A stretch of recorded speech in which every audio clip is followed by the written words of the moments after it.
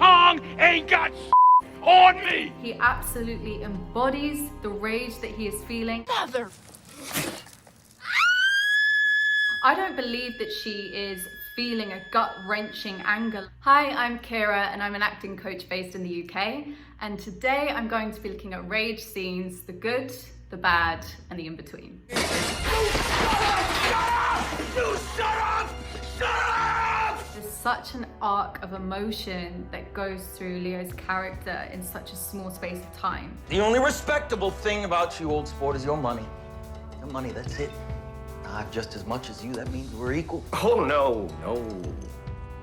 We're different. It's in our blood. You're nothing that you do, you are. He starts off pretty smug, pretty in control. It's not long before he's shaken and rattled and you just see a quick look of doubt on his face. And then when he's pushed to breaking point, the build-up in it is so brilliant. The soundtrack absolutely helps. The ticking along with his facial expression changing really takes you on that inner journey with him, and you can feel the rage ticking up in him. Say a steal, a dream up. You ever taste that? You shut up! And his face is almost contorted by the anger. His cheeks are literally shaking and quivering with his rage. Shut up! Shut up!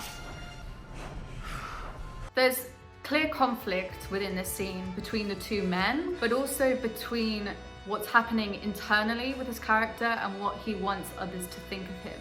He wants people to think he's a gentleman, that he's just like them.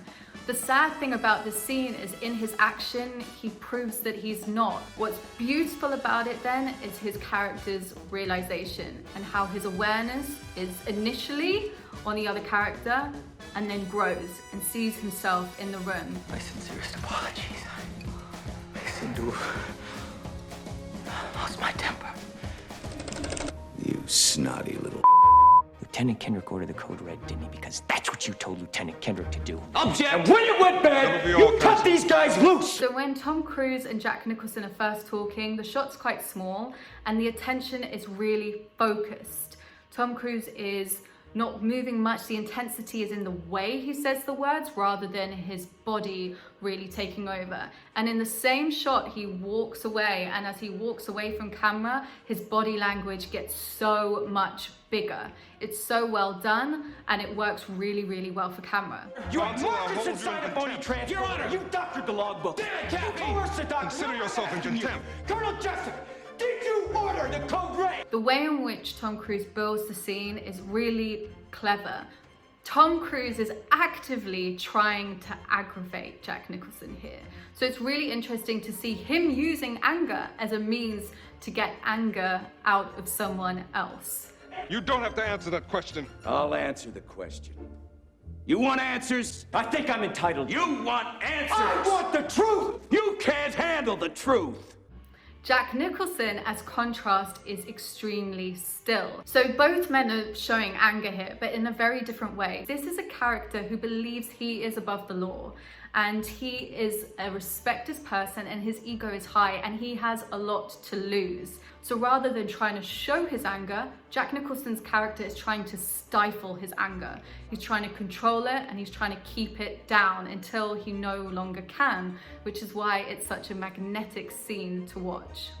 Did you order the code red? I did the job. Did you order the code red? You're goddamn right I did! Why are you eating in Caltine bar? I'm starving. Coach Carr makes us eat those when we want to move up a weight class. What? They make you gain weight like crazy. Mother...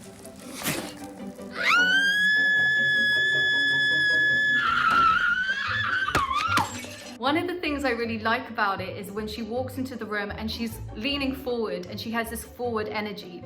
She's actually screaming for a really long time, and it's hard to sustain that level of momentum or energy through that sound, and she does a really good job with her physicality of keeping this forward motion. Usually when we think of anger, we think of more deep sounds, more shouting. Shut up! Shut up! But not a high-pitched scream. Her scream is super girly, and it's a really interesting choice to make in showing anger.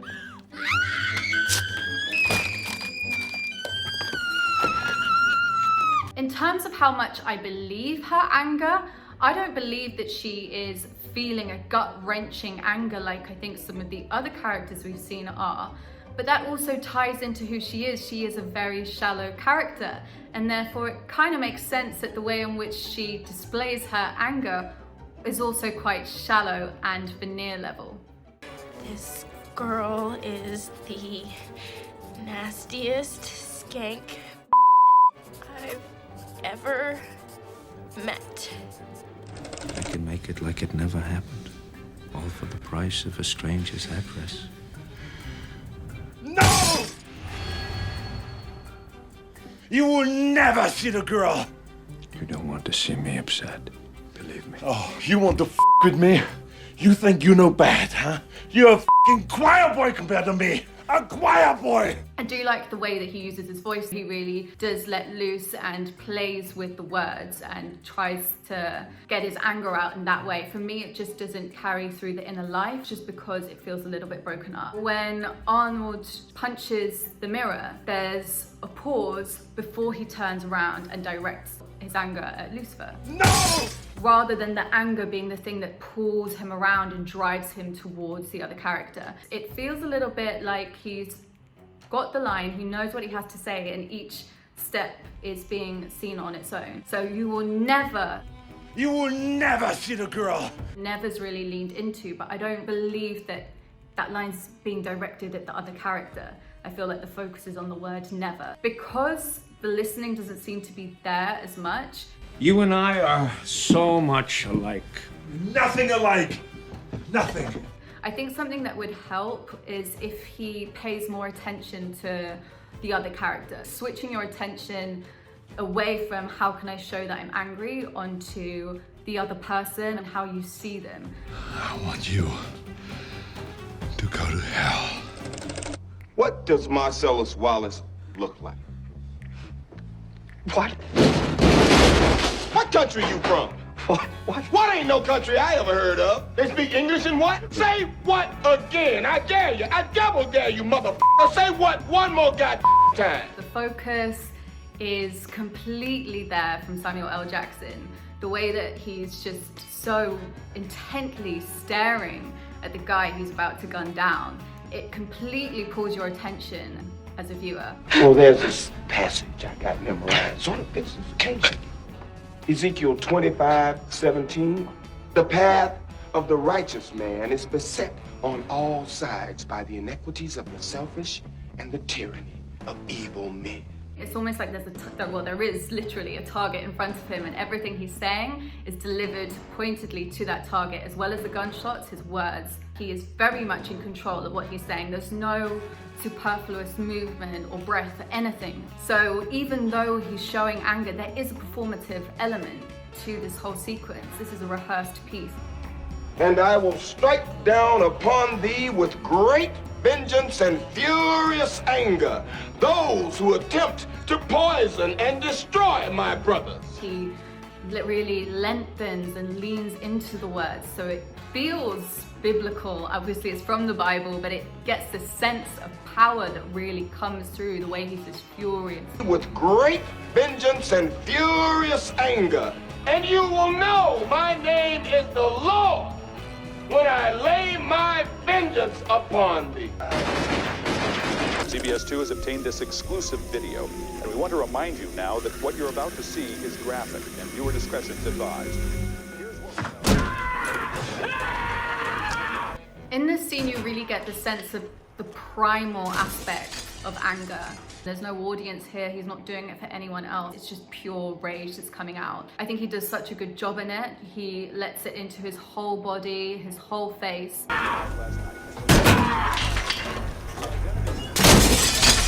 I particularly love the way that he turns away from the mirror when the mirror is broken and you catch his reflection and all that rage has just dropped off of him. Even though the rage isn't showing on him anymore, there's still a darkness behind his eyes, and you feel like it's part of his narrative that will carry on with him. So in contrast to the scene with Arnold Schwarzenegger, where it felt more episodic, Arnold Schwarzenegger hit the mirror and stopped there, and you felt like it was a moment that began and ended there. So with this, you see the build-up in Jake Gyllenhaal's face as he's about to scream, as he reaches for the mirror, and you feel that energy carrying through with him afterwards. Well, there are several restrictions. What's this guy doing? Around the world in 80 days? Lighten up. You lighten up. Look, I've got a major problem, okay? My fiance was kidnapped and taken to Hawaii. I've got to get there now. Well, I'm trying to make arrangements to get to Milwaukee for my nephew Douglas's wedding on the 21st. You're not even flying today? Something that I find really funny in this scene is the way he overemphasizes words. You're not even flying today, in 80 days. Well, Consumer Reports said that if you make your travel arrangements 2 weeks in advance at the airport... this line? We're all flying today. Please, sir, if you don't get back on... Then what? I'll be arrested? Put in airport jail? He kind of comes across to me a little bit like a sulky teenager, the way he delivers some of his lines. But I think the ridiculousness of it makes it funny. You can kind of see this kid-like quality he has when another person waiting in queue tells him to lighten up and he responds, "You lighten up." It's almost like he's just having a squabble with his sister. So it really works in this scene because you see someone who's an adult, who's extremely frustrated, but who's just acting like a big kid. Get your gun, take it, and move on! Oh, Frank, you really are a wonderful talker. If black could be made into white by talking, you'd be the man for the job. Sometimes when people are doing a scene, they can lean into the most obvious choice of, oh, I'm angry, therefore everything must come out in a really attacking, aggressive, loud way. And she does the opposite. So now I'm crazy because I don't love you, right? Is that the point? No, wrong! You're not crazy, and you do love me. But I don't. I hate you. You were just some boy who made me laugh at a party once, and now I loathe the sight of you. She takes it really light, she laughs a lot. There's a feeling that she's reached her threshold and gone beyond that, which is why there is this chaotic, manic laughing that comes about. In fact, if you come any closer, if you touch me or anything, I think I'll scream. Come on, stop this. I love the bit when she almost dares Leonardo to touch her. She has this fire in her eyes, and when he does, you see the exhilaration as she screams. It's like she's unbound herself. She's not constrained to the conventions of a normal conversation anymore. It's one of the most fascinating things to see on screen when the power shifts between two characters, and in this scene, that is that moment. And I think the choices she makes in it are brilliant.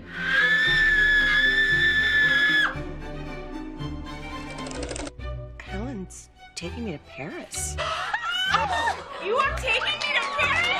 Thank you so much. Paris? Are you f***ing kidding me? Annie? No, Mom. Mother f***ing Paris? I love the way that she drops in the first line. You see everyone around it all reacting really happy, and then you see that disbelief growing in her and the decision of when to say something. And she drops it in such a almost casual way, but it cuts across on top of everything. Are you f***ing kidding me? Annie, calm No, down. Lillian, what are you gonna go? You're gonna go to Paris with Helen now? What are you guys gonna ride around on bikes with berets and f***ing baguettes in the basket of the front of your bikes? Oh, how romantic. So one of the things that happens throughout the film is lots of little moments of passive aggression. So you really feel a release happening within this scene. As she gets angrier, a bit like the other comedy scenes, she uses her body more. The physicality comes in. She uses her voice really well to go from really big to bringing it back smaller again. What are you gonna go? You're gonna go to Paris with Helen now? Annie. Lillian, this is not the you that I know. Look at the shower! Look at that f***ing cookie! Did you really think that this group of women was gonna finish that cookie? She really leans into words specifically about the cookie. Oh, you know what? That reminds me, actually. I never got a chance to try that f***ing cookie! She does really well to stay on the line of comedy, but also getting a sense of real emotion come through. And I think the way in which she achieves this is because even though she is having an outburst, it's still focused on a recipient, and that is her best friend. And you feel the honesty that comes through with that. So whilst it's funny, you really, really feel for her character too. Ooh, delicious stupid cookie. I think I'll... Maybe it's better if I dip it in that chocolate. Oh!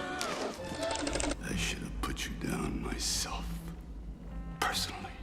You know, I never understood that. Why did you judge me? Why did you judge me? There's not really any pause or moment in between each line. You killed innocent people. The means to an end. You started a massacre. I caused the revolution. You betrayed the law. So it's just this fast pace as it builds up and builds up to that final word. You betrayed the law. It's definitely an entertaining scene to watch, but when they're both going at that scene, you get this sense of they're both trying to show anger, but they're not particularly listening or reacting to each other, which is why the inner life isn't coming through so much. It's kind of interesting because the characters are actually playing people who have been cloned. They're not really aware if they have emotions in the same sense of other people. And in this sequence, you can see them trying to access rage, but I don't feel like the choice to either be kind of robotic or the choice to be really feeling those emotions is fully committed to. That I think would have been stronger as a scene, but it kind of falls somewhere in the middle. I betrayed this! This motherfucker is psychotic. I bet you there's serial killers less anal. It's an interesting scene because there's no one else there, and that can be really difficult when you're playing a monologue and you don't have anyone to respond to. So she does a really good job at taking out a lot of her anger on the objects that she's handling. So she's ripping everything apart, and there's a power that comes with that. This resolution that I'm gonna kick you out. Couldn't have started that company without me. I mean, I got a master's degree in business, and there I was, his secretary, his office manager, and his computer. And it's interesting that every time she goes down the stairs, the tone changes slightly to almost more of a sobbing tone. I need you to be the fucking background to my foreground. This powerful action of ripping the clothes off, and then the awkwardness of taking everything out the house gets into this more sad and helpless emotion. So I really like the contrast between those. Get your and get out! I think she may also be improvising the scene, which gets across the feeling of just raw emotion and anger. One of the things that she does in it, which I specifically love, is when she gets in the car and she flicks down the sun shield and then flicks it back up and carries on. And it feels like, because she's just moving so quickly, her body's moving before she's thinking. You feel like this is someone who's living in the moment.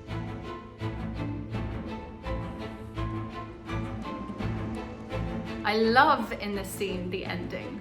The composed, together character that comes across in complete juxtaposition from everything we have just seen as she calmly lights her cigarette and drops the match on the car. I don't have to tell you things are bad.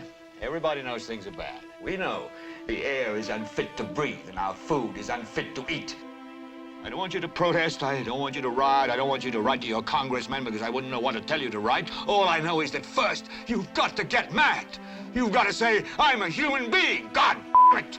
My life has value. His character is described as a mad prophet as the film goes on, and you see the power that he has in this scene. There's a real life and fire behind his eyes, and you feel the urgency. I want you to get up now. I want all of you to get up out of your chairs. There's a looseness in his facial muscles, which really gets that mad energy across to him. And one of the things I really love is when he finishes a statement, his mouth is almost relaxed in this area, his chin out slightly.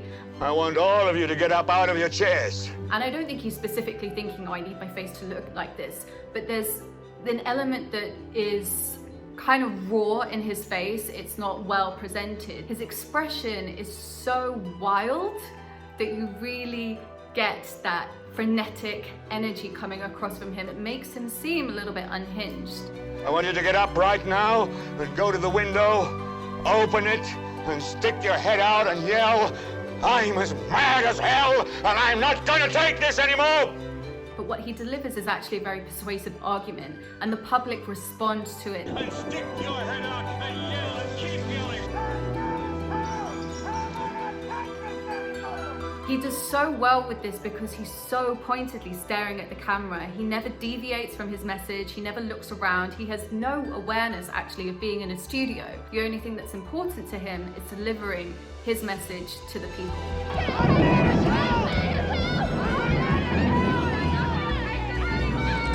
I'm putting cases on all you huh? You think you can do this? Jay! You think you can do this to me? I can see the stakes are real for him. I can see the pressure he's under, and it all comes out in such a raw and physical way. You motherfuckers will be playing basketball in Pelican Bay when I get finished with you. 23-hour lockdown. I'm the man up in this piece. This guy is an egomaniac. He really believes he is the most powerful guy there, or he at least believes he needs to prove that at every opportunity. And you can see him really using every fiber of his body to get that message across. He absolutely embodies the rage that he is feeling. He's beating his chest. He's standing with his shoulders back. He's really facing off to everyone. I'm the police. I run here. You just live here. And vocally, you hear the words coming all the way from his gut. You feel he's connected to every single word he is saying. Go and walk away, because I'm going to burn this motherfucker down.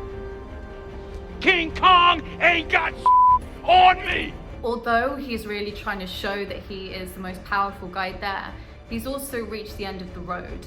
And you can see that in his expression. There's an absolute desperation behind his eyes. I feel like it's like a man who's drowning and is therefore thrashing around to try and save his life, but it's pointless. It's not going to get him anywhere. I think some of the lines are also improvised within the scene. I think the King Kong line is improvised, which just gives you an idea of how much he was really living in that moment. King Kong ain't got on me. It's the difference between portraying or presenting an emotion really well and really accessing it within you, and he absolutely nails that in this scene. Thanks for watching. What other types of scenes would you want to see acting coaches break down? Let us know in the comments, and don't forget to hit subscribe.